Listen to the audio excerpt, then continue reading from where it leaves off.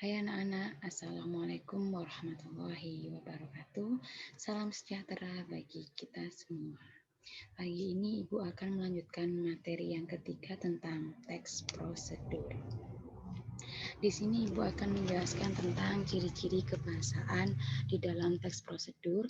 Ada 4 macam.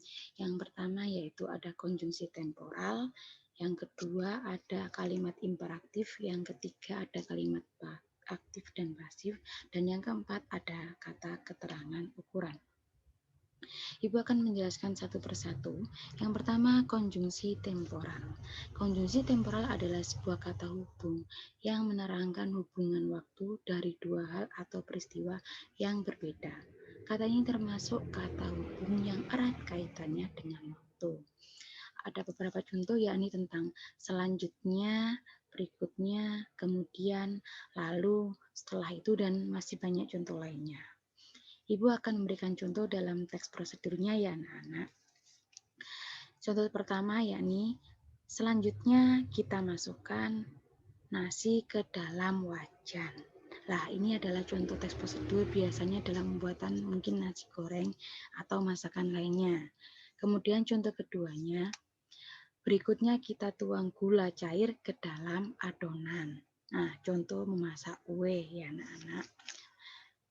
Yang kedua, Ibu akan menjelaskan tentang kalimat imperatif atau kalimat perintah, yaitu kalimat yang di dalamnya mengandung perintah.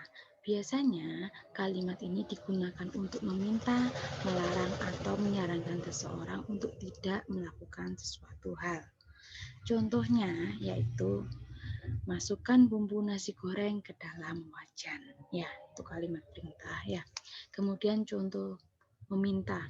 Tentunya yang melarang yakni jangan menggunakan gula terlalu banyak. Contoh lainnya, untuk sebuah saran, sebaiknya gunakan api sedang saja agar adonan tidak gosong. Selanjutnya Ibu akan menjelaskan kalimat aktif dan juga kalimat pasif.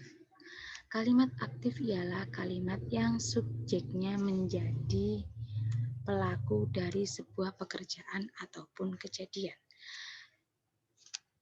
Kemudian kalimat pasif adalah kalimat yang subjeknya dikenai suatu perbuatan berupa predikat atau objek, biasanya menggunakan imbuhan di, ter, kan pada kata kerjanya. Nah, di sini Ibu akan memberikan contohnya ya anak-anak, contoh kalimatnya. Untuk contoh kalimat aktif ya anak-anak. Contoh kalimat aktif yaitu kalian masukkan bumbu nasi goreng ke dalam wajan.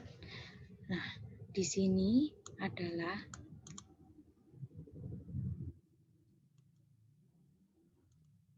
masukkan di sini adalah kalimat kerja aktif ya anak-anak ya.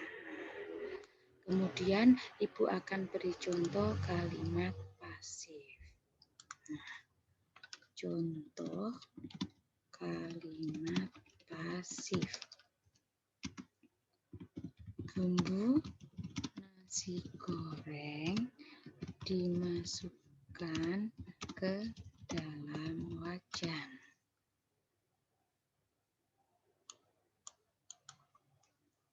Imbuhan kalimat pasifnya berada di kalimat dimasukkan di. Nah, di sini ya anak-anak.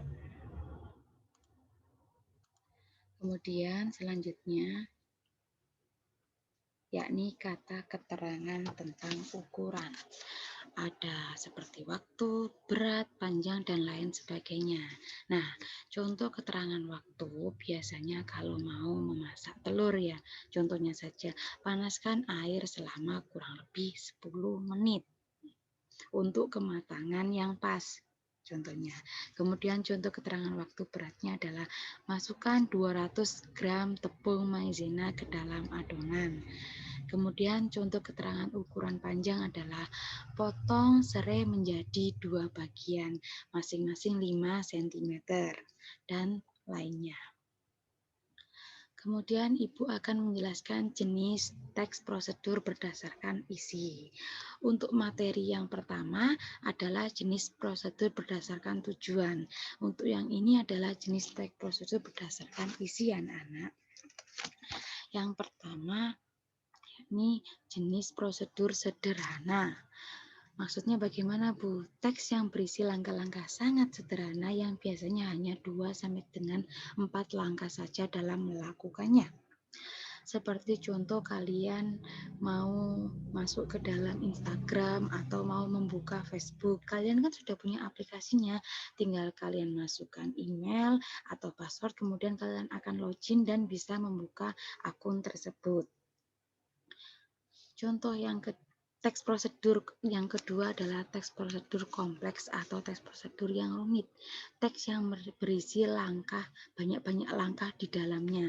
Seperti contoh memasak nasi goreng itu kan ada langkah-langkahnya, langkah awal menyalakan kompor sampai dengan memasukkan bumbu, nasi dan sampai jadi. Kemudian cara pembuatan kue juga biasanya agak rumit dan step by stepnya atau langkah-langkahnya itu harus urut biar masakannya sesuai dengan hasil yang diinginkan.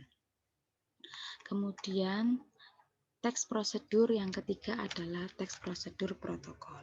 Ialah teks yang pada setiap langkahnya bisa diubah, tidak harus runtut. Walaupun berubah, akhirnya tetap sama. Biasanya ini contohnya ya, seperti kalian membuat minuman saset ya, biasanya itu ada yang airnya dulu dimasukkan ke dalam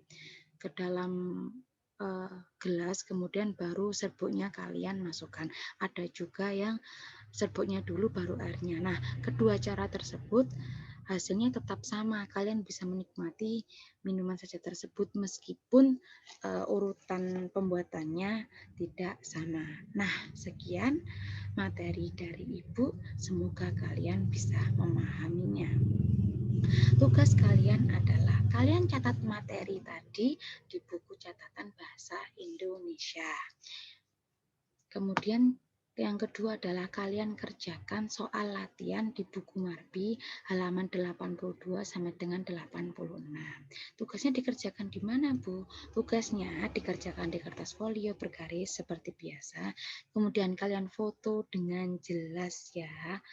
Dan diupload di Google Classroom. Jangan lupa sertakan nama, kelas, dan nomor absen. Oh iya, catatan lagi untuk kalian. Untuk penguploadan tugas, perhatikan instruksi dan langkah-langkah yang sudah Ibu share di grup ya. Itu langkah-langkahnya langkah yang kedua. Itu jadi kalian lebih privat untuk uploadnya. Jadi teman kalian tidak bisa melihatnya anak-anak ya. Jadi Ibu juga bisa langsung komen, kalian juga bisa langsung membalasnya. Sekian dan terima kasih. Semoga materi di atas dapat kalian pahami. Wassalamualaikum warahmatullahi wabarakatuh.